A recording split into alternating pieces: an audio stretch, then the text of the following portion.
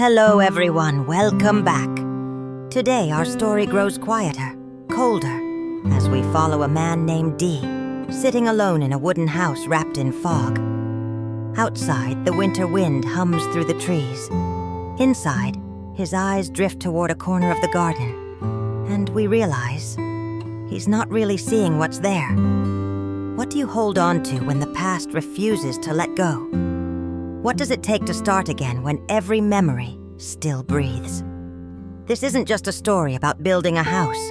It's about rebuilding a heart, one silent morning at a time. The morning light crept slowly across the wooden floor, pale and thin, as if even the sun hesitated to touch this place.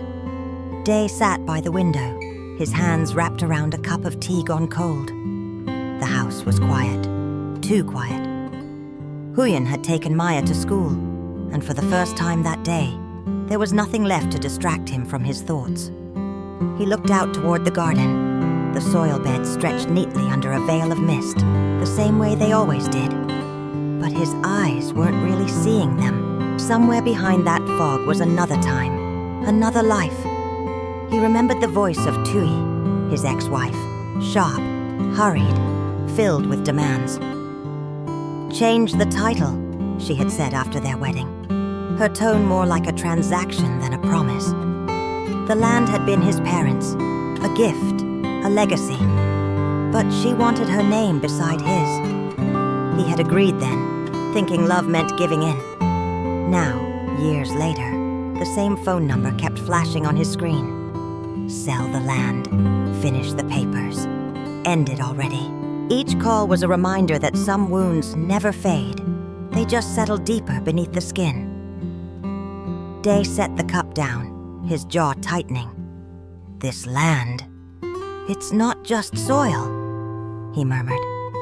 "It's the only thing left of them." He glanced at the walls, the same walls he had once dreamed of building with Tui. Funny, he thought, how promises can rot faster than wood. He wondered if she ever looked back, or if the years had hardened her heart the way they had worn down his. Outside, a gust of wind rattled the bamboo fence, and a thin layer of frost fell from the roof like silver dust. Dee's eyes softened. "Mother would be sad," he whispered, "if she knew I planned to sell the house she left me." But what choice did he have? Tui wouldn't stop until she got her share. The only way to close this chapter was to give up the very ground beneath his feet. He stood, pacing slowly through the room, each creak of the wooden floor echoing like memory. His hands brushed against the wall. Still unfinished, and he thought of Huyen. How she had quietly helped him repair the house. How she never asked questions, never pushed. How her kindness, though soft, somehow made the silence heavier. He went outside, letting the cold bite his skin. The garden smelled of damp earth, a mix of life and decay. Somewhere in that scent, Day found a mirror of himself, something growing and dying at the same time. He thought of the day Tui left, the slammed door, the echo that lingered long after her footsteps vanished. There had been anger, but beneath it, an emptiness far worse. Now, as he looked at the land, the chickens, the vegetables, the half-finished walls, he realized he'd built a life on ruins. Maybe that's what survival meant. Not moving on, but learning to live beside the pieces. The phone buzzed again on the table inside. He didn't answer. He didn't have the strength to. Instead, he whispered to the wind, "I'll sell it soon. Just let me say goodbye first." The wind carried his words away, like a confession meant for no one. For a long time, he stood there, staring at the land that had witnessed every chapter of his life, from boyhood laughter to the silence of heartbreak. And when he finally turned back toward the house, his face was calm, not peaceful, but resigned. Because sometimes love doesn't end with anger. It ends with acceptance, and the quiet act of walking away from the only home your heart has ever known. By noon, the cold had deepened. The sunlight, weak and pale, could barely slip through the clouds. Day sat outside the house, repairing a broken tool handle, but his mind wandered elsewhere, far from the small courtyard, far from the steady rhythm of wood against blade. He wasn't really thinking about work. He was thinking about how life had turned into this, a quiet existence filled with unfinished walls, fading memories, and an ache that never truly left. When Huyen returned from the market, she carried a basket of vegetables, taro, sweet potatoes, a few greens. "You didn't eat lunch yet, did you?" she asked, her tone both gentle and knowing. Dee smiled faintly. "I'll eat after I finish this." She frowned, brushing a strand of hair from her cheek. "You always say that." He didn't answer. Some habits, like loneliness, were hard to break. Inside, she lit the stove. The crackle of burning firewood broke the stillness, filling the air with warmth that felt almost out of place. She called out, "Come inside before the food gets cold." Dee hesitated. The sound of her voice reminded him of something he had long forgotten, the softness of being cared for. For years, life had been filled with arguments, bitterness, and silence. This new kind of quiet, calm, patient, felt almost foreign. He finally stepped in, taking a seat near the fire. The walls, now half covered with new wood, glowed faintly in the orange light. Huyen placed a bowl before him. "It's simple," she said, "but warm." He nodded, murmuring, "That's more than enough." As they ate, the silence between them wasn't uncomfortable. It was the kind of silence that said more than words could. A fragile bridge between two people carrying too much history. After lunch, Day prepared to head out. "I need to buy more wood to finish the wall," he said, standing near the door. "Wait." Huyen reached into her pocket, pulling out a few folded bills. "Take this. You'll need it." He shook his head. "Keep it. I have enough." "You always say that too," she replied softly. For a moment, their eyes met.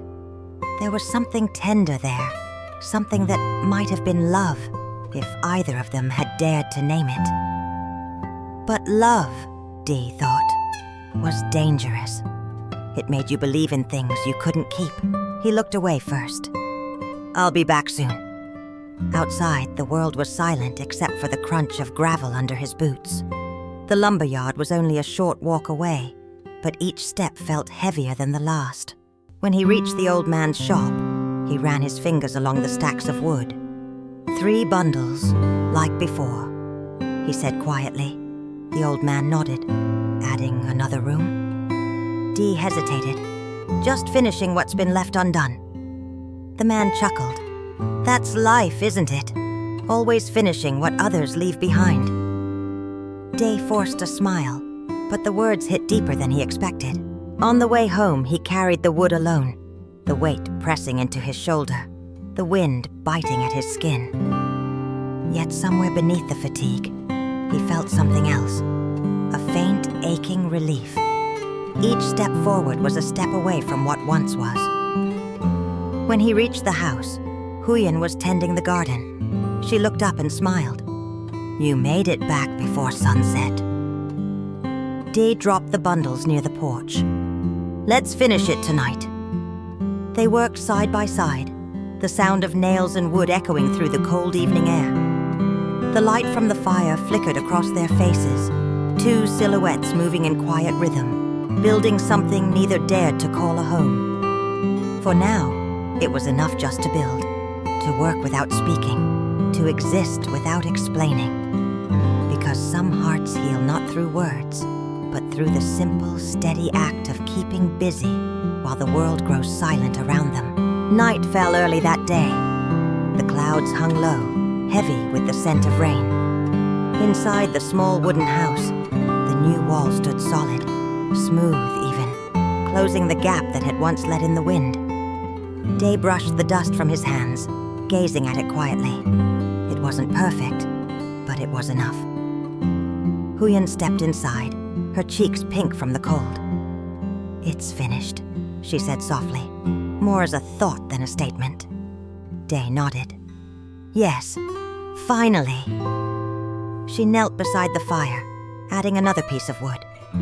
The flames leapt up, painting their faces in shades of gold and amber. For a while, neither spoke.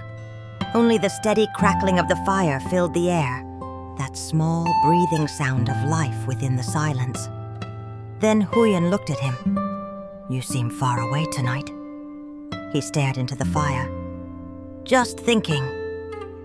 "About what?" He hesitated, fingers tracing the rim of his mug. "About how easy it is to lose everything you thought would last forever." She didn't answer. She just listened, really listened, and that was enough for him to go on. "When Tui and I married," he said slowly, "I thought I understood love. I thought it meant keeping promises, even the ones that hurt. But over time, I realized we were just keeping appearances. She wanted the land, the house, everything that came with it. And I gave it all because I wanted peace." The fire crackled louder, as if echoing his confession. "Now she calls every day," he continued, voice low, "asking when I'll sell what's left. Maybe she's right.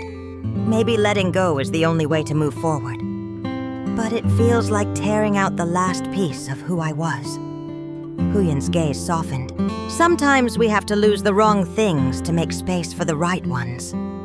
Her words lingered in the air, gentle, yet firm, like the first touch of spring after a long winter. Day looked at her, really looked this time, and saw not just kindness, but strength. The kind of quiet strength that could rebuild what life had broken. He smiled faintly. "You always find the right thing to say." She shook her head. "No, I just understand what it's like to start over." For a long moment, the only sounds were the fire and the faint patter of rain on the roof. Maya had fallen asleep in the next room, her breathing slow and steady. The house, once cold and hollow, now felt alive, not from warmth but from the presence of people who refused to give up. De rose, adding more wood to the fire. "I'll build a taller stove next week," he said. "You shouldn't have to bend over so much." Huyen smiled faintly, the corners of her eyes softening. "You always say that." He chuckled, realizing she was right. "Then maybe this time, I'll mean it." They shared a quiet laugh, the kind that doesn't fill the room, but lingers like smoke in the air. Day reached for the corn roasting over the fire, turning it slowly. The flames caught in his eyes, reflections of warmth and regret, both burning in the same place. "Do you think," he asked softly, "it's possible to love again after losing everything?" Huyen didn't look away. "Yes," she said, "but only if you stop counting what's been lost and start seeing what's still here." He nodded, the weight in his chest easing, if only slightly. Outside, the rain fell harder, tapping gently on the roof like fingers on glass. Inside, the fire burned brighter, refusing to die down. And for the first time in a long while, Day didn't feel like a man haunted by memories. He felt like someone standing at the edge of something new, uncertain, fragile, but alive. The rain lasted through the night. By dawn, the ground outside shimmered with dew, and the sky had turned a quiet gray, not gloomy, just calm. Inside the house, the fire had burned low, leaving behind a faint orange glow. Day sat by it, staring at the ashes, feeling their warmth fade slowly against his palms. He thought about how fragile warmth could be, how quickly it vanished once you stopped tending to it. Love, he realized, was much the same. You could lose it not because it ended, but because you stopped feeding it, one ember at a time. Huyen walked in softly, her hair loose, her hands wrapped around a steaming cup of tea. "Couldn't sleep?" she asked. Day shook his head. "Just thinking." She sat beside him. For a moment, neither said anything. The silence wasn't empty. It was full of everything they didn't have to explain. Finally, he whispered, "I'll sell the land next week." Huyen looked at him, but her eyes weren't surprised, only understanding. "If it helps you let go, then do it," she said quietly. He nodded, a small exhale leaving his chest like a sigh he'd been holding for years. "It's strange. I thought this place defined me. But maybe I was just afraid of who I'd be without it." Huyen smiled faintly. "You're still you. The land didn't make you strong. Your heart did." Outside, a bird called from the mist, its voice small but certain. The sound felt like a thread of light stitching through the gray. Day looked toward the window. The world beyond was still cold, still uncertain, but something inside him had shifted, a quiet readiness to move on. He turned back to the fire, tossing in one last piece of wood.